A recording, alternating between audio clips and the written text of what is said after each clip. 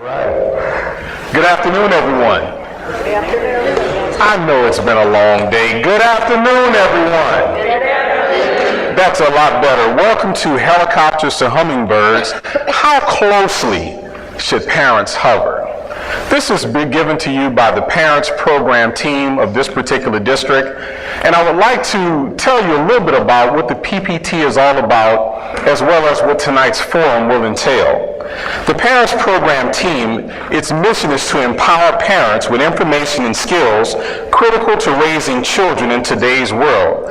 Certainly, as being a parent of 3 children, many of you who are parents as well, you would say that definitely the world is different today than when we were a kid. Am I right about that? Yep. So as we look at tonight's topic about helicopters to hummingbirds, how closely should a parent hover? It's always natural for a parent to want to protect and support their children, but how much is too much? I'm definitely encouraged to see everyone that's turned out tonight, especially the fathers that are here out tonight as well, and the mothers, and I know there's a lot of activity that's going on the field. But even before we begin, oftentimes we're in the same room, but we really don't know each other. So before I begin, why not just take a second to introduce yourself to someone that's either in the front of you or back of you and let them know your name and welcome them tonight. So take a minute to do that tonight.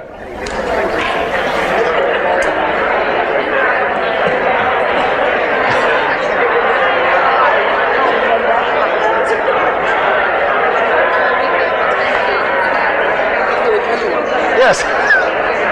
You know what really bothers me is when there's an issue and we say, you know, why don't we send it to this organization with the big block? Okay, so now that we've gotten a little bit warmer tonight in introducing each other tonight, I want to go over a couple of logistics.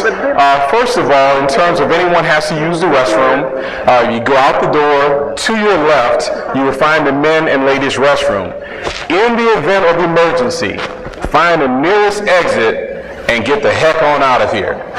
Now, one caveat, if you brought kids, make sure to get your kids on the way out. But seriously, in regards to tonight, this is a very important forum. Very important and very critical. Critical to parents of every age and every stage. And if you had a friend that should have been here tonight, make sure that you take great notes in which that they would ask you certain questions, and make sure that they're there for the other forums that are going to come forth throughout the other years and for next year as we plan. But as we look at tonight, how close should parents hover? Think about all the different changes that we've gone through from our generation. Cell phones. We didn't have cell phones when I was growing up. What about all the chemical changes that for fathers dealing with daughters that they go through at the middle years? What about the peer pressure that our kids face today? What about the family values that we're trying to instill and make sure that those stick with our children? What about the areas of our kids looking for true friendships? Sometime in terms of them going from elementary school to middle school, sometimes that circle of friendship breaks and they're looking for true friends. But then oftentimes they're concerned with isolation. And oh my God, what about social networking? We didn't have that when we were growing up. The biggest social networking was, I like you, do you like me, yes or no, pick one. Am I right about that? That was the biggest social networking. But let me tell you something about our exciting speaker tonight. Throughout the past 20 years, Joe Bruzace has successfully guided children, parents, and educators through the challenge of the middle school years as a teacher, a coach, a university professor, and guess what? He's the parent of 2 children as well. So he has some real life experience, all right.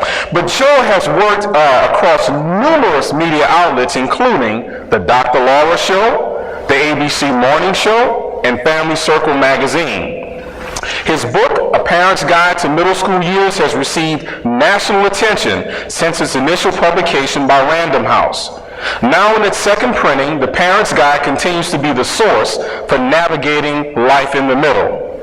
In addition to his work as a parent educator, Joe recently started Sprigio.com, an online reporting system designed to provide students and parents with a confidential way of reporting bullying and school safety incidents directly to school administrators.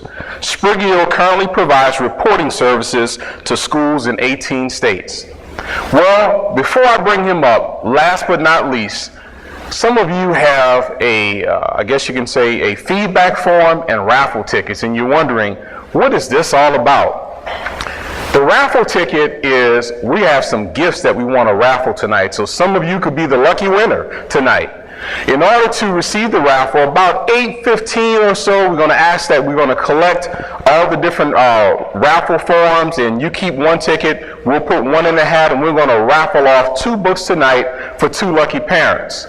Also, in terms of giving back to the community, our goal is also to try to place at least one of the books in every school within the district. However, we know that you want the book. I encourage you to get the book. Joe doesn't want to take the books home, so I encourage you tonight to buy every last book, and I encourage you to buy 2. One for yourself and one for someone else who may need it. So without further ado, let's bring up with the Buckeye welcome, Joe Bruzace.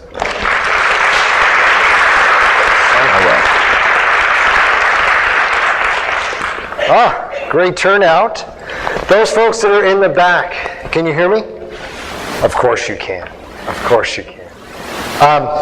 Pleasure to be here with you tonight. This is where my focus is as a parent, and it's the front door. And sometimes it's because I'm about ready to, right in the backside with my daughter who's now 13, right? And it's about time for her to just move on when she thinks that she's had enough of what Daddy's had to say.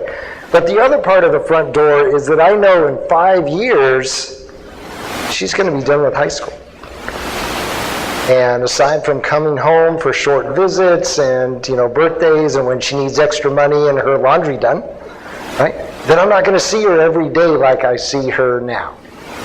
So that's where I keep the focus. What I'm going to encourage you to do tonight is think not just about the front door, but really think about where your kids are. Think about where you are in the journey of being a parent, right? Because it really is a journey. It's not at the end of middle school where you've reached a milestone, yes, but it's not an end.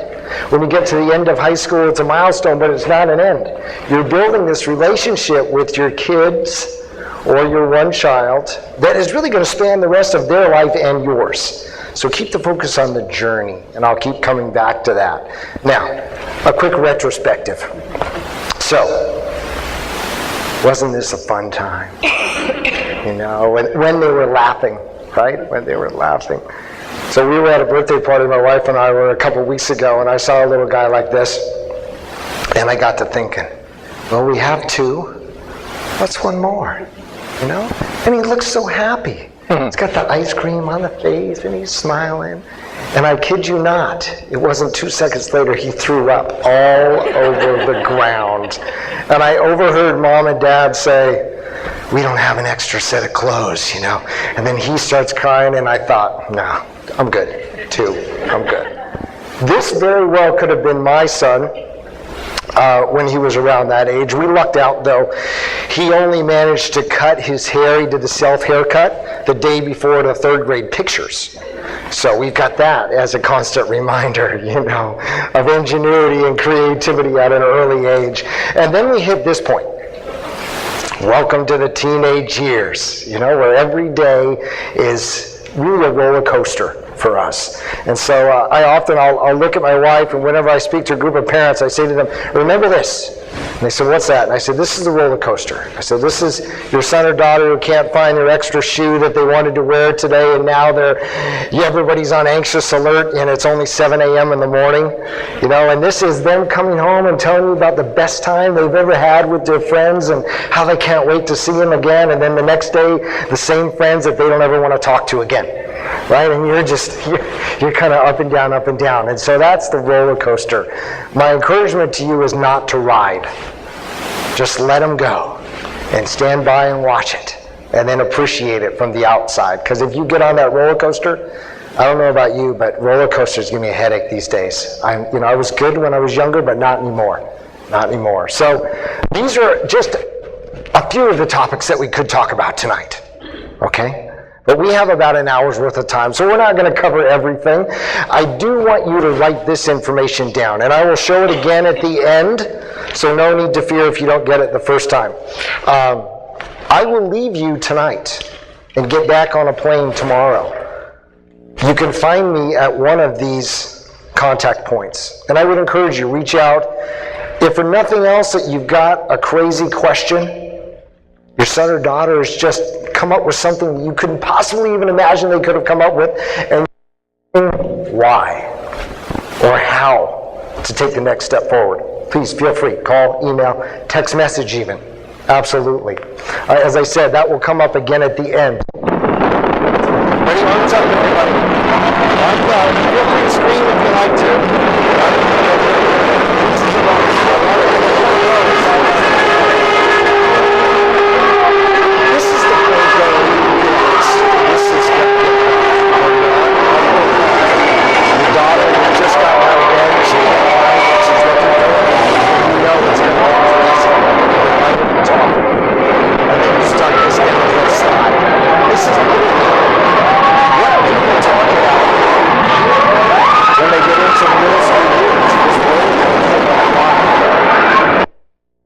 It comes right to a dramatic end on that roller coaster. I found that bit on YouTube. I was like, I got to use that. It's perfect. The dark side of peer pressure. And I'm going to give you peer pressure in two parts tonight just because I don't want to overwhelm you all at one time. All right? The unique thing about this time in your child's life is that absolutely everything is based on what their friends or the people around them think. Even so much so that what you've told them for years and years about anything can be overridden in a matter of minutes. Case in point, I've never been a huge fan of the McDonald's chicken nuggets. It's just not me. I just, not because I don't like it's just something that I'm not really for. And I've tried to press this on my kids for years, and they would have sworn that McNuggets were the thing. That was their number one choice if we went to McDonald's, right? So we're going on years. David, the next door neighbor, who at the time was a 7th grader, he went to health class for one day where they showed him pictures of what was really in the nuggets. And then he came home and proceeded to tell my two what was really in the nuggets. You know what they said? We're never going to eat another nugget again. Daddy, you wouldn't believe what's inside those nuggets. I've been trying to tell you this for years. No. The peer influence, number one. So here's a couple of things that I want you to really look out for, particularly as your child enters middle school and then on into high school. These are some of the red flags.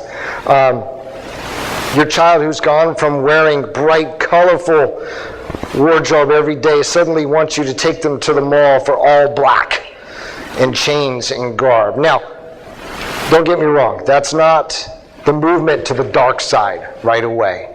Okay? But what it does signal to you is that this isn't what I normally see in my child. So what's really going on here? Another one of the red flags, they're anxious about the social situations. All those things that they used to love to do, want to do. And really because they're under scrutiny.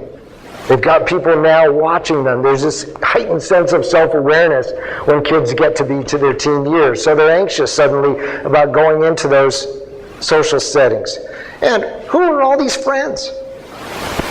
You go from kindergarten through 5th grade, sometimes 6th grade in a lot of elementary schools. You know all the families. You've seen the kids around for years. You've known them since they were 3 or 4. Now all of a sudden your child's in middle school and they're talking about kids and parents and families you've never even heard of before.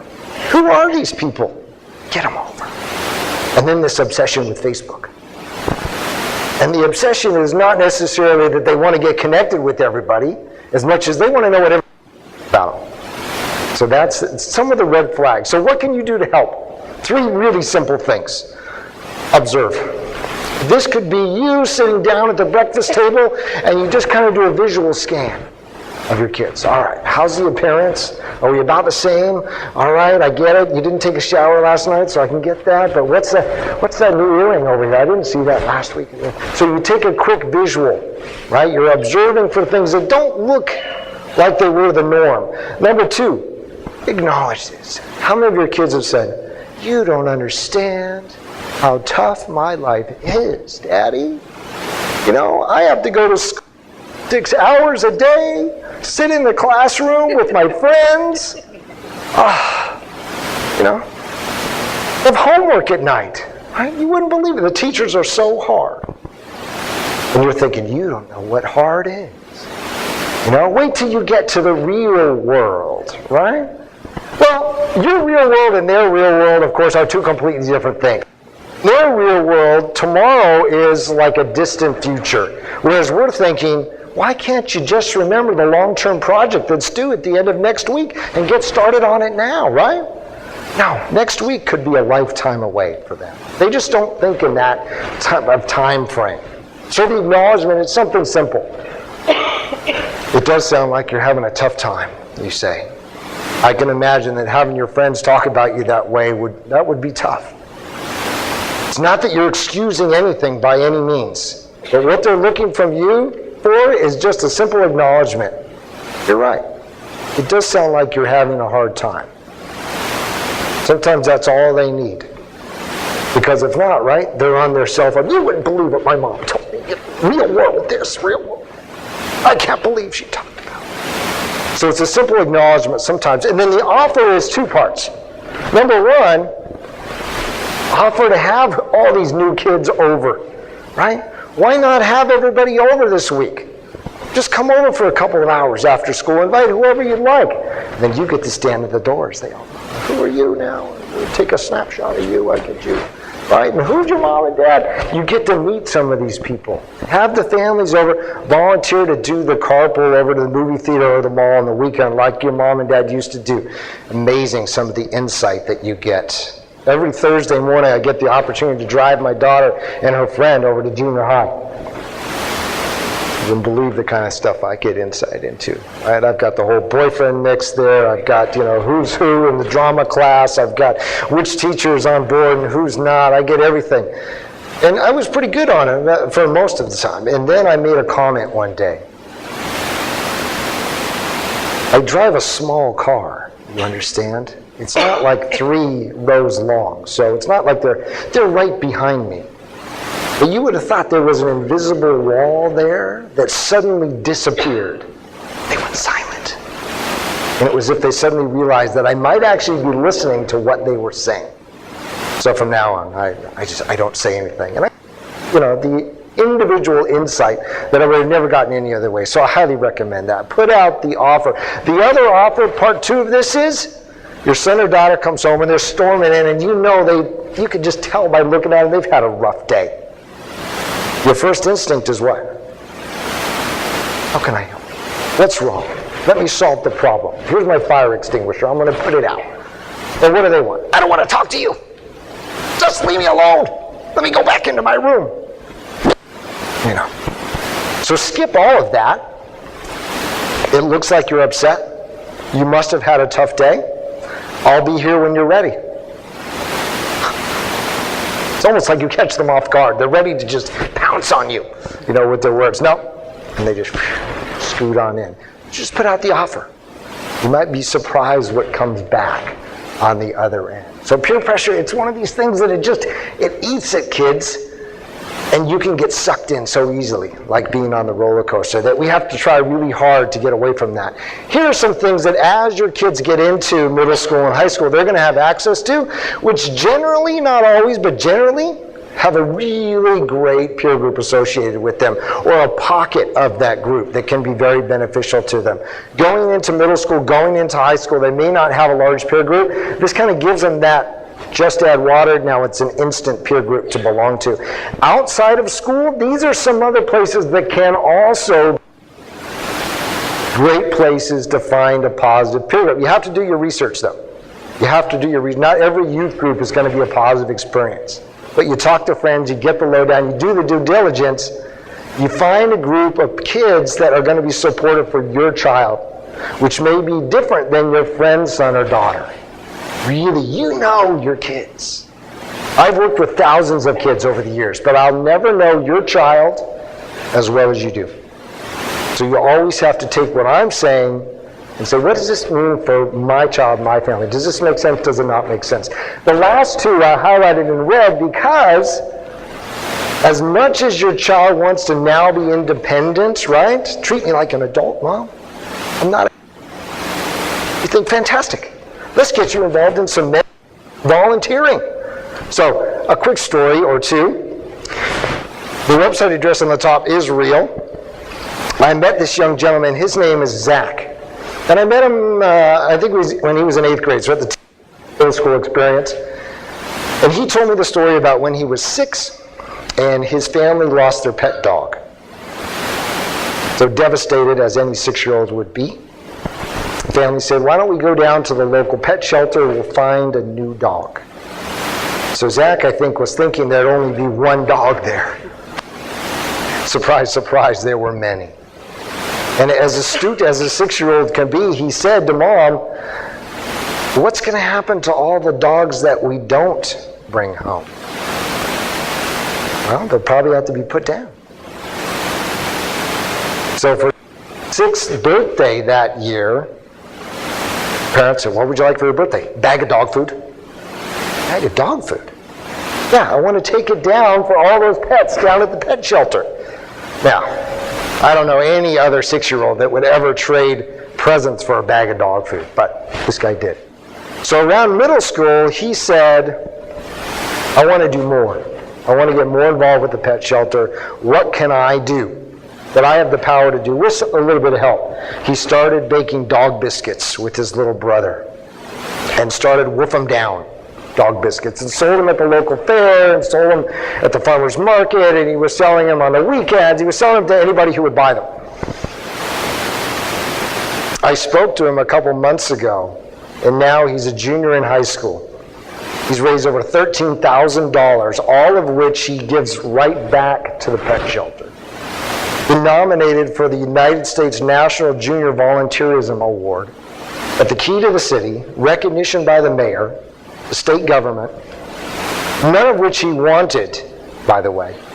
What he wanted to do was change the lives of some pets. Now, step to the side, meet Zach number 2. That's the police car image at the bottom.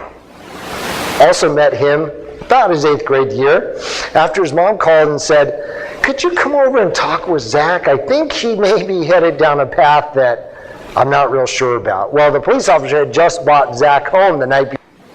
And it wasn't because he was interested in law enforcement. Zach had been out by the railroad tracks smoking pot with some friends after he had told Mom that he was really over at his other buddy's house, which of course he wasn't. He was out with a group of friends that he probably shouldn't have had any business being out with. But that's where he was. That's where he was found, and he was brought back home. Now, different from Zach, who started Wolf 'em Down dog biscuits, this Zach didn't have anything going for him in terms of something bigger than him. He had school, he had his family, and he had a soccer team.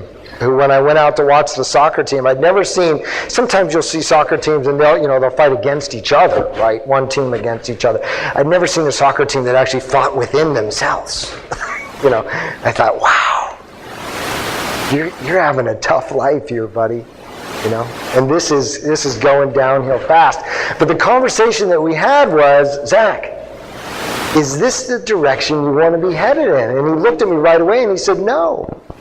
He said, but I don't know how to go any other direction. There was nothing there that was pulling him in one direction or the next in a positive way. All he was getting was the negativity, and that was sucking him right in that direction. So wonderful opportunities. Here's the 3 things that I want you to really key in on when it comes to motivation. And of course, there's 2 different types. Extrinsic, I'm going to pay you to do something. Intrinsic, I want to do this for myself. Intrinsic, there's 3 things. The person chooses to engage in whatever activity that is. Zach wanted to make the dog biscuits, to be involved with the pet shelter. There's a challenge there that with a little bit of help he can overcome. And there's a purpose, which is you are recognized for making a difference. And as kids get to middle school and high school, that recognition of I'm somebody important and I can do more than take out the garbage, which of course needs to be done too. But they're craving for that. How do you get from me something that is really requiring of my unique skills? So, 3 critical factors in that motivation. Here's some reading, my first 2 book recommendations for you tonight. The first is called The Element on the left, and it's written by a gentleman named Ken Robinson. Has a wonderful TED Talk. Anybody familiar with TED Talk? Okay, a few. So it's a good 20 minutes of amazing brilliance. Talks a little bit about the fact that if you can connect a child with something that she's good at and match that with something that she's passionate about, you're in your element. Right? You've heard that old cliche, you're in your element. The other is Drive by Daniel Pink. Has anyone read? Oh, of course, you're in the front row. You read it. Right? Well done, yes. At first glance, you're thinking this is written for a business perspective.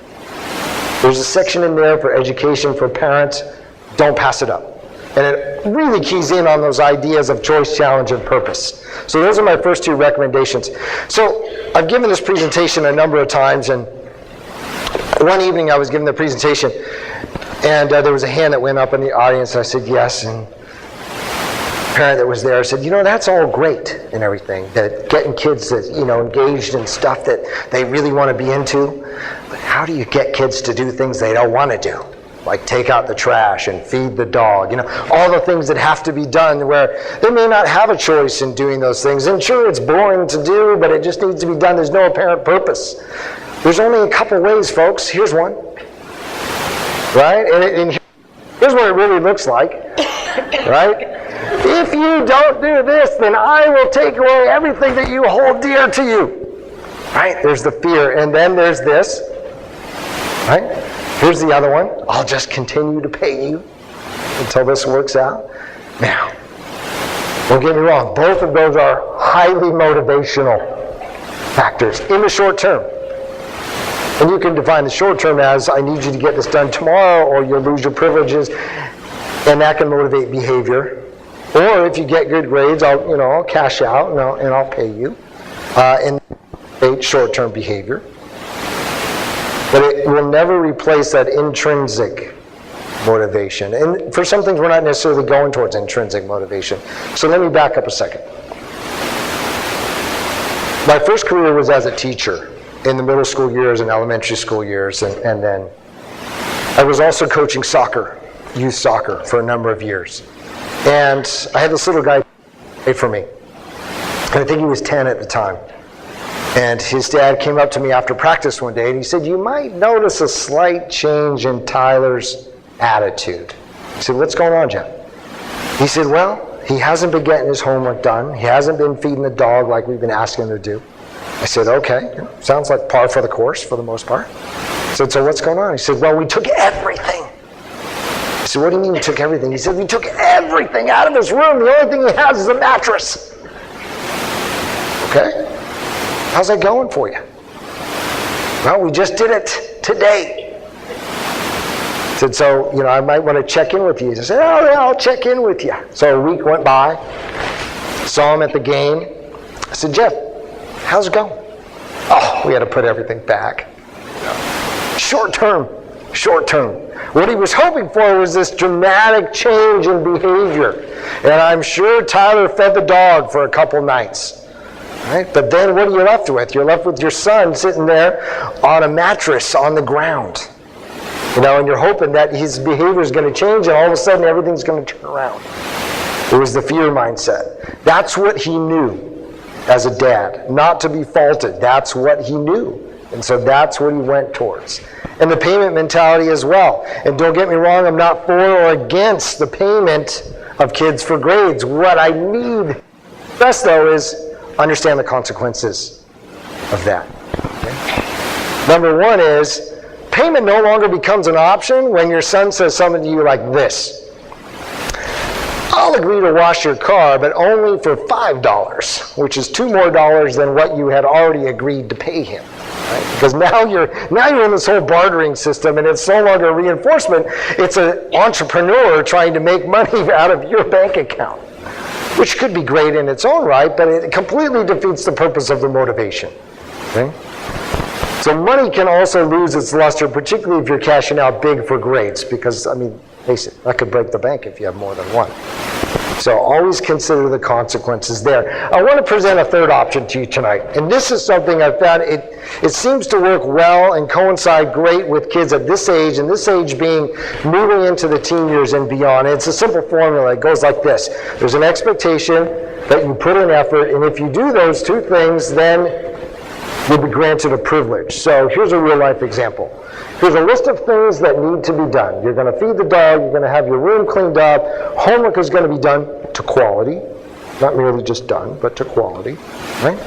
There might be 4 or 5 or 10 things on this list. If you get too many, then it becomes almost impossible for them to achieve, right? And then there is a time expectation there as well. By Sunday at 11 a.m., unless your son sleeps till noon, then it's an hour afterwards. But there's a very real time slot on the calendar when all of these things that are on the list need to be done. And if that happens, they earn the privilege of using the cell phone for the next week, playing on the Xbox, all the things that go beyond basic rights. And here's how I kind of differentiate basic rights, right? Cell phone is not on that list. Are we agreed? Doesn't fit on this list. So privileges, though, might be these things. Essentially, it's the answer to the end of the sentence that starts with, I want. That's powerful. Right? What you want is the dog fed and the trash taken out. What they want is to spend time with friends and to spend time away from you sometimes. On their own, being their own person, which is fine. Privileges, though. Privileges to be earned. So what's the timeline on this? As I said earlier, next week is a millennium of time for them. And that is one of the big reasons why kids, for the most part, really struggle with the long-term assignments. It's hard for them to visualize unless their birthday is a month away. My daughter's is in October. She's already planning. Maybe we'll have a carnival birthday this year, Daddy. Yeah, that's fine. That's months away. I'm not even thinking about that, but she's thinking about that. But if I ask her about next week and what's happening at school and what homework's due, no clue. No clue. It's all I want. But let's put it within a context that they can understand. So set the 1 week time limit. The wonderful thing about this is that if clean up your room is on your list of things to do, for the entire week you get to walk past the room and you just pull the door shut. You don't have to say, your room is such a mess. It needs to be cleaned up now. You just pull the door shut and walk.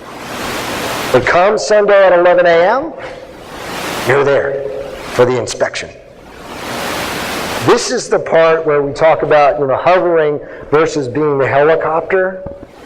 Giving them the expectation and the timeline and the responsibility to meet that expectation is you saying, here's an opportunity for you to be responsible, and here's an opportunity for me to step back and let you be responsible. And that's tough. Tougher for us as parents. They'll let it go until Sunday at 10:30. And you're thinking the whole time, wow, why do they wait? Why do they wait? I mean, honestly, how many adults do you know that wait till the last minute on things anyway, right? There's still a vast majority of us. Come on now. You got to be honest, right? And now we're talking about a 13-year-old. The key is you set the deadline, they meet it by the deadline, and then it's very simple.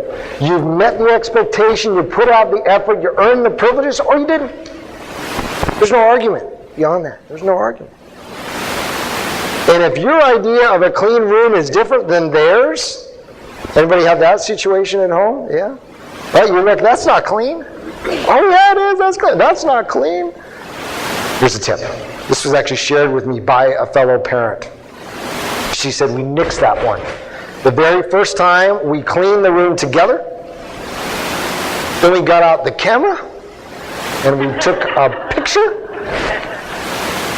put it on his cell phone, and all we had to say was, does this look like the picture or not? And it was simple. It was very simple. Explain that to my wife, who's an elementary school principal. I think she didn't quite get the context because we went into the kitchen And she said, you see this? You see this? And I said, you weren't supposed to use that in that way. That was for the kids. And she said, I like that idea. So we tend not to talk about work too often, for that reason. But that's a simple one that will also alleviate a lot of the arguments. No arguments necessary. Because of the fact that it's a 1 week time frame, in another week, they can put out the effort to earn that privilege back again. Now, this is a subtle difference from the fear factor of you saying, I'm going to take those things away. No. This is, you've set out an expectation. They, as a responsible growing adult, have the opportunity to meet the expectation. When they do, they earn the privilege. If they don't have the privilege, it's not because you took it away, it's because they didn't earn it. Subtle, but in the big scope of things, what they're learning is what we adults know to be true, and that is there's expectations that you have to meet as an adult. It requires effort. And when you do those things, you earn certain privileges. I don't know about you, but the last time I walked out my front door, there wasn't a big bag of money there waiting for me, as much as I hoped there would be, or a new Xbox or a new smartphone or what have you. It's just not there. So a lot of what our kids have grown up with is, here, have this, here, have this, here, have this. And then if you don't do what needs to be done, I'll take it away. So we're just changing that dynamic. We're changing the dynamic. Has anyone seen this picture?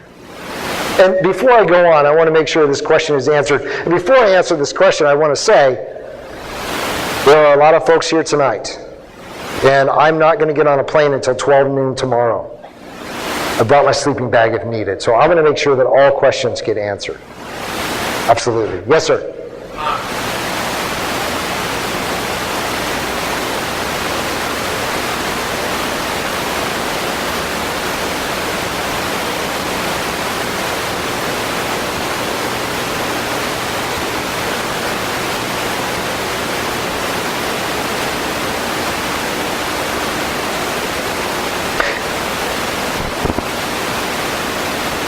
Oh, that would be a dream, wouldn't it?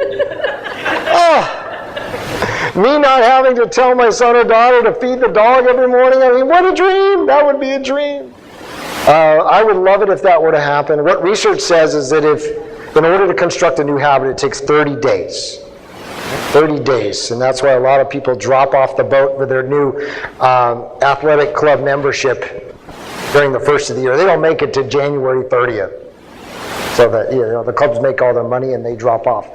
If you can make it past that 30-day point, you've got a pretty good thing going. The key with that is don't create Santa's list, of expectations in the beginning. Keep it simple, build for success, add another one every couple of weeks. Get in that mindset of this doesn't all have to happen next week. But hopefully when they leave at the end of high school, they know how to pick up the room once in a while. Right? If not, you'll be there to pick it up for them. There was a story in Newsweek magazine not too long ago, and it went something like this. There were two girls that went off to college. And about a month into school, the one girl called her mom and she said, Mom, I'm a little concerned. She said, my roommate's had this, friend over and she hasn't left. It's been like 3 weeks. And it's starting to feel a little cramped in here, in the room. I'm really looking for some more privacy. So mom calls the school and asks for the resident advisor in the dorm, and this is what my daughter told me, and there's somebody, she's had a guest in her room for 3 weeks. You need to look into this. Of course, mom was thinking it was the girl's boyfriend who was staying over. Well, they did the follow-up on this. It was the roommate's mom.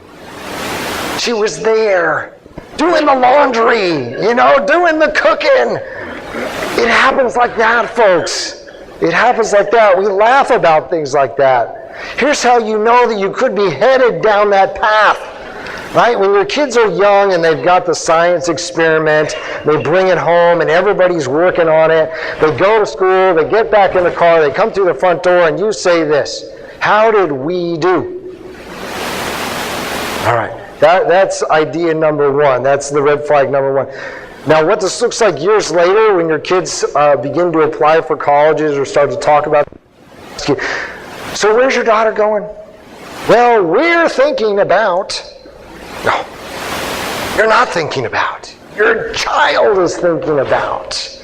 But that becomes very easy because you get so connected with what's happening in their life that all of a sudden it's not you and your child, it's you collectively.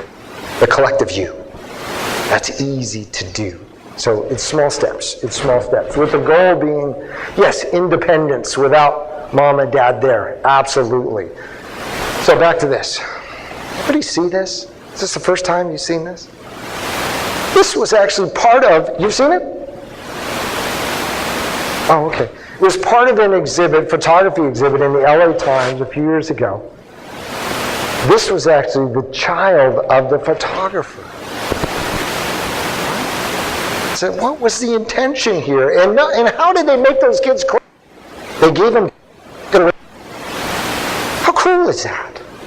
How cool is that? So I just wanted to share that with you just kind of as a point of interest. But then I found this picture, which I shared with you earlier. Doesn't that look similar? I mean, they go back and forth. Can you see the similarities there in that?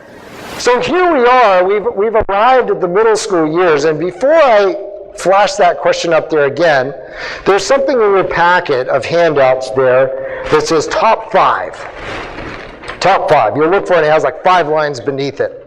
Here's what I'm going to give you just 30 seconds to do, because I found that from past experiences, if I give parents longer than 5 seconds to talk about, or 30 seconds to talk about the top 5 things they're worried about, they'll go way beyond 5. All right, so I'm going to limit you to 30 seconds. See if you can list your top 5 concerns about your child right now. Top 5 concerns. Ready, go. 30 seconds.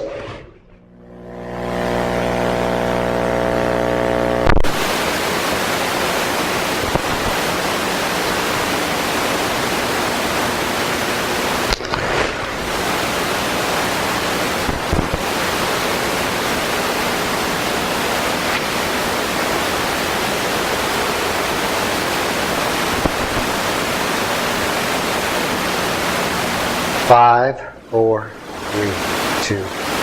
There were some people that really went to town on this. It happens all the time. There's generally 3 things that happen as I observe them. There are the people that go to town, they don't want to be bothered. People that get to the bottom of their list and they start to look over. Am I worrying about the right things right now? And they cross out real quick and write something else down. And then there are the people that you're on the spot now and I know I should be worried about something, but I can't think of anything right now. Wouldn't that be nice? Wouldn't that be nice? So I'm going to give you another 30 seconds now, not to redo what you've already written, but to turn to someone, front, back, side, that maybe you came with. Just share 1 or 2, and when you hear me clap for you, that means I need all of your attention back. So share 1 or 2 from your list. Go.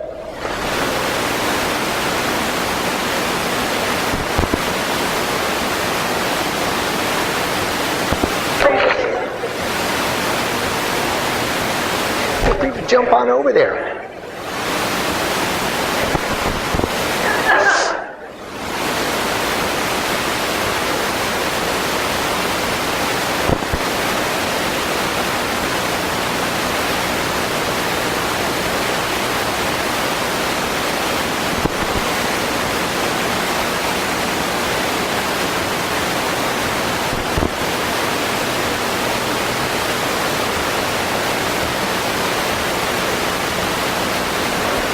And if you can hear me, clap once. If you can hear me, clap twice. If you can hear me, clap 3 times. If you can hear me, clap 4 times. That's an old teacher trick. It is. I'm so glad I don't have to do that anymore. What did you find out? Yes. What did you discover?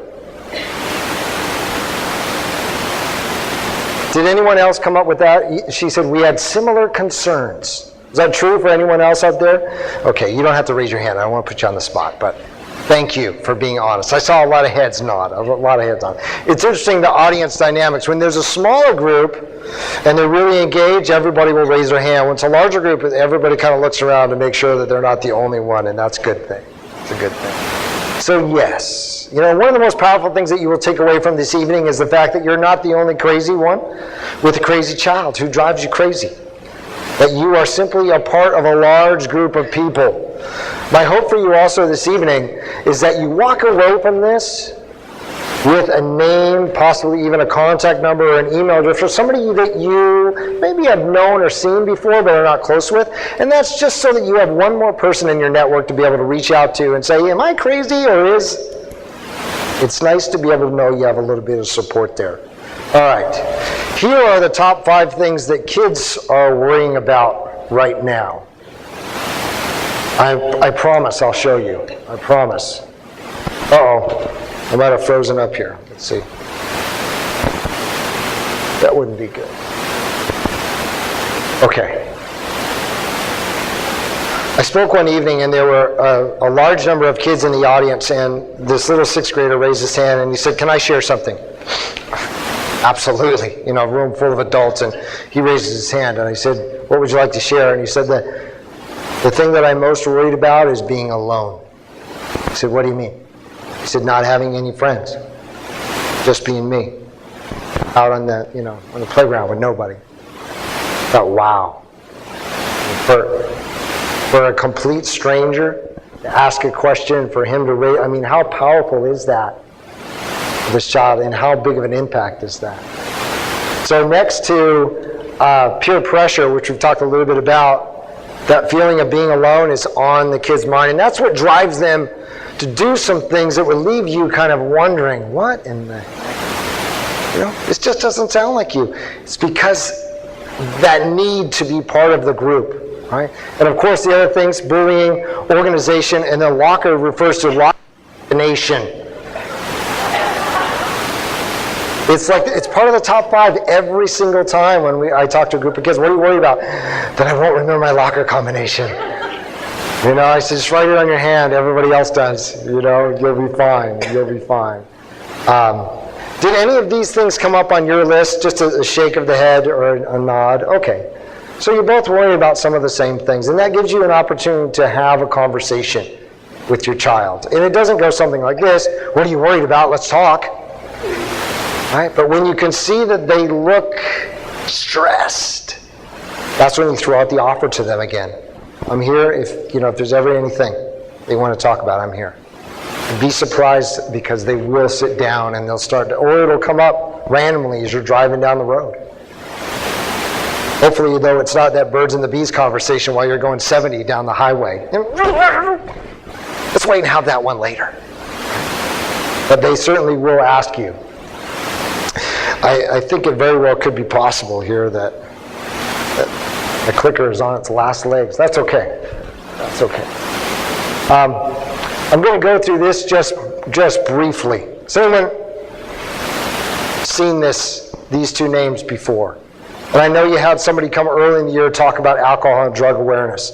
So, 2 common names for a new herbal type of drug called Salvia divinorum, which was made popular by teen sweetheart Miley Cyrus. So if you were to go to YouTube, type in Miley Cyrus and Salvia, you'll see a wonderful little clip. They're doing her thing. Kids are attracted to this for a couple of reasons. Number one, it gives a very powerful hallucinogenic high, not unlike LSD, with a 30-minute time span, which is at the end of 30 minutes, you're pretty much ready to go again. So kids can get high before school, on the way to school, and get to their first period class and still feel a little bit dizzy, but they're ready to go. So this smells very much like marijuana, the real thing. So something to keep your eye out for. There are 2 others that I'll flash up in just a second, and their names are K2, like the mountain, and Spice. And they're synthetic marijuana derivatives. They do not smell at all like marijuana. They smell like potpourri. They look like potpourri. So Senator Dahl were ever to claim that they're only burning potpourri, probably not. Probably smoking potpourri. It even says on the package, not for human consumption. Doesn't stop them. And will create the very same high that you can get with marijuana. So those, just a couple of things to look out for.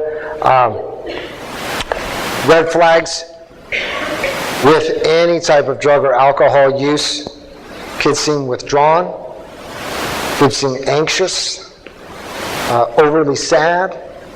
Now, 2 of the 3 of those would pretty much characterize any middle schooler on any given day, right? So you have to kind of take them as the whole. When you look at your child and you're doing the observation, something just isn't right with the personality, Sad, sad, sad for a lot of days.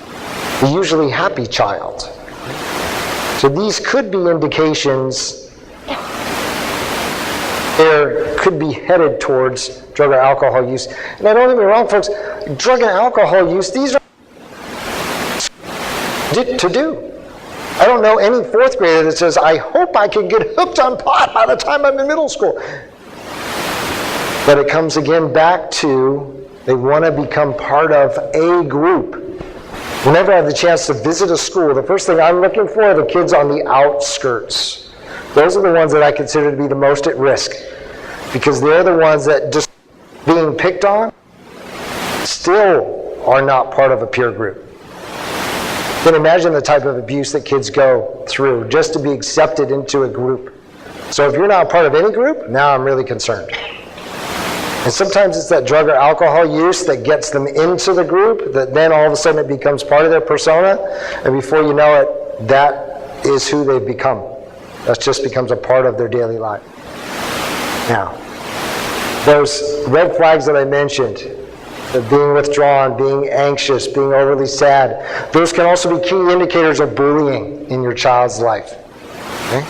So there's some things that I want you to really key in on that topic of bullying. Number 1 is, as you did the observation with your child when you were thinking about peer pressure, you need to do the observation with bullying. If your child talks about being bullied at school, write it down. Write it down. It doesn't mean that you're rushing down to the principal's office, report of that, or your child mentions bullying, and all of a sudden you're picking up the phone and you're going to go down there. But it does mean that you're starting to record the conversations. I came back from a presentation much like this. It was a couple of years ago. Picked up the phone, and a parent who I had connection with, she wasn't at the presentation I'd given, it just happened to be a parent, and it happened to be me coming home from a presentation where I'd spoken about bullying, and she said, Joe, I found your number on a website, and I said, well, what's the situation? She said, well, my 7th grader came home today, and he'd been hit in the face with a full can of soda, and it broke his tooth. And he's crying, he doesn't want to go back to school tomorrow. And this isn't the first time that he's been treated this way. What do we do? And his parent was really, honestly, I don't know. I've talked to some other parents that I know. He doesn't want me to go to school and talk to anybody because that'll only make it worse.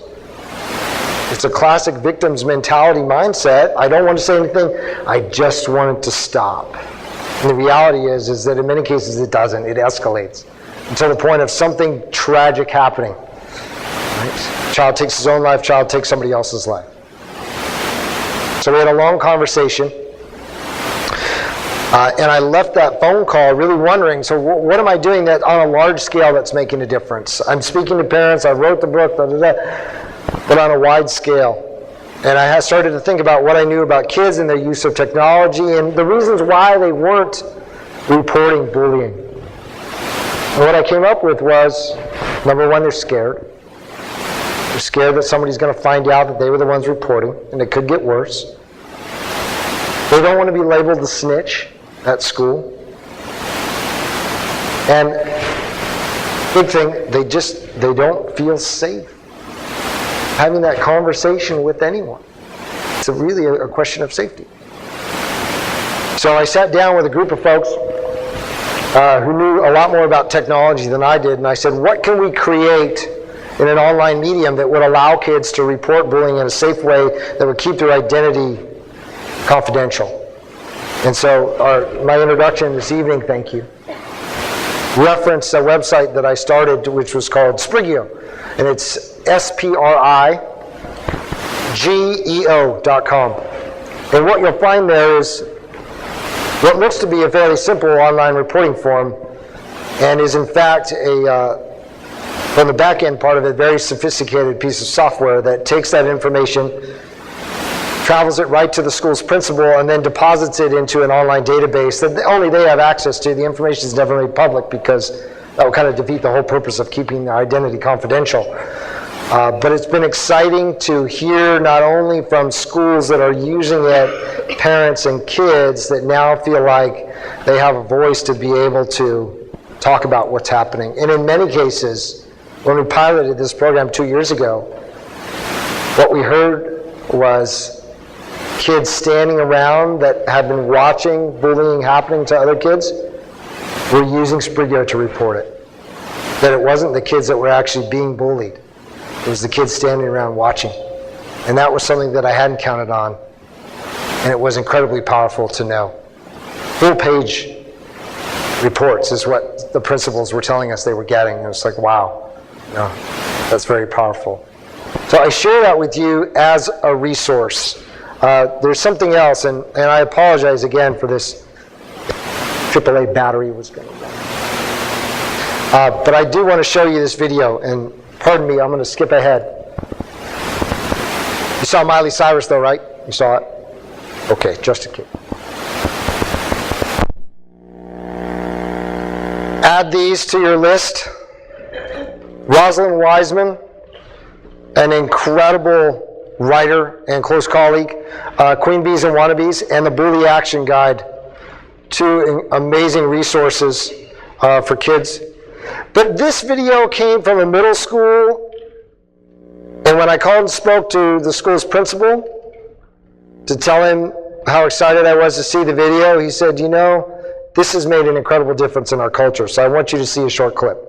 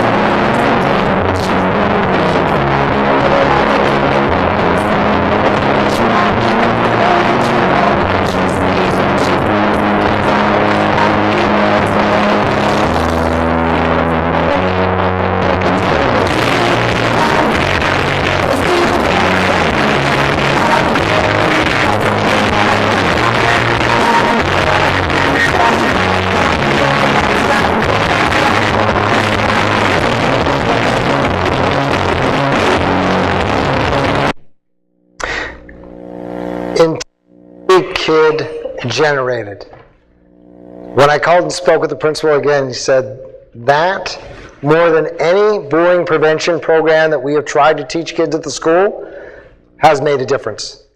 And I can only attribute that to the fact that it was kids standing up for each other, creating the culture that they wanted to see at their school, and making it uncool to bully other kids. So every time I see an example of that, it's something that I try and reach out to and acknowledge and appreciate. And this gentleman said, thank you so much for calling, because it really has been an incredible ride. There is the Spriggo website, and it was the batteries. It's the batteries. So I'm glad I carried the extra. The reporting form itself, Again, you can see this just like any other person would if you were on the website itself. Just to ask some basic information with a couple of pull-down menus. But what we're finding is it's generating a lot of information there. I'm going to leave you with this tonight. And this may help to explain some of the craziness that you're seeing. And then also tell you that as a part of the presentation this evening, we are going to have questions and answers. So we had one question, which I thank you for, sir. I just didn't want everybody to think that you couldn't ask a question. We will certainly have a Q&A coming up here in just a couple of minutes. So the science behind why your child ever think about going in to brush their teeth with a mouthful of Oreos, and you're thinking, what are you doing? And not only that, but leave the sink with the Oreo and the toothpaste. You know, come on, really? Are you really? So this front part of the brain, you see where the red circle is right there. That's the part of the brain that contains the rational thinking, the impulse control, and the executive functioning, which is organization, roughly defined. But what this shows is that age 5, this area of the brain is barely clicking. Aha! So the blue says there's a little bit of functioning happening. I had a dad sitting in the front row one evening, and he started to laugh when I told him 20 years old. I said, what is it? He says, I'm like 45 and I'm still not there. You know? And I said, yeah, I know, it's okay. It takes folks a little longer. Okay? So that is what's happening for your child in the mind. Sometimes what we're asking them for is beyond their developmental capability at the time. So what causes some kids to say things and do things to other children that go completely against what you've taught them for years and years. It's that instinct of, you've hurt me, I want to hurt you back, without really thinking about what they're saying. It's us driving down the road in our car and somebody cuts us off, you know. It's that 1 second that sometimes we pause and say, I really liked you. Have a nice day. You know? Have a nice day versus. It's that lack of impulse control that kids are right now at this age. Okay? So, what are we? The last 4 things I'm going to leave you with right here. When your child does or says something that you know is completely against what you've talked to them about for years and years, you hold them accountable with a natural consequence. That wasn't a kind thing that you said, you need to go and apologize. That's a natural consequence, right? Versus a punishment. And I'm taking away everything that you hold. You make them clean up the sink when there's a mouthful of Oreos in there. You need to get in there and clean that up. Not the next time you do this, no, right now. I'm going to hold you accountable. Okay. Number 2, meet those friends and the parents. I talked with one mom on the way down to the front tonight, and I said, you got to remember to smile.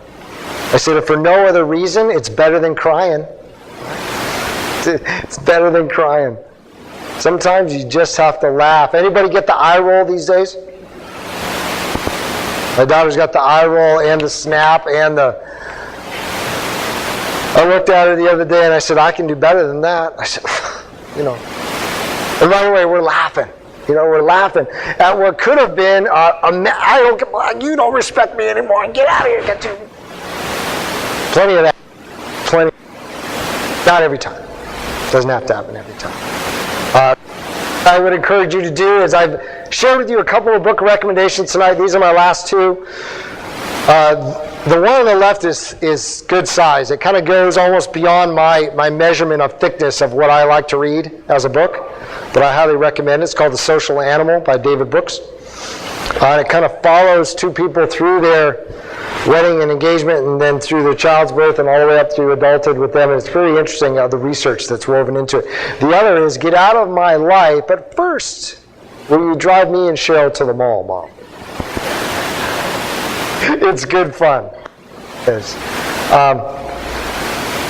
We could talk for days on end about adolescence and the teen years, right? What I want you to, again, bring the focus to is this is a journey, folks. You got a little bit of something tonight, and that hopefully you will put into practice over the next couple of days. I'd love to continue the conversation with you. And that's why I'll make sure I get my contact information up there.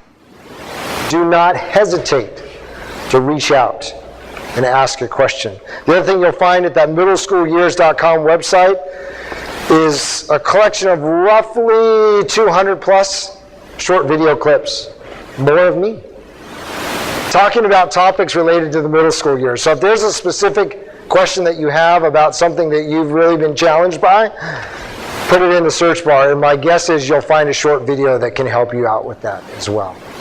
So, thank you very much for being here this evening.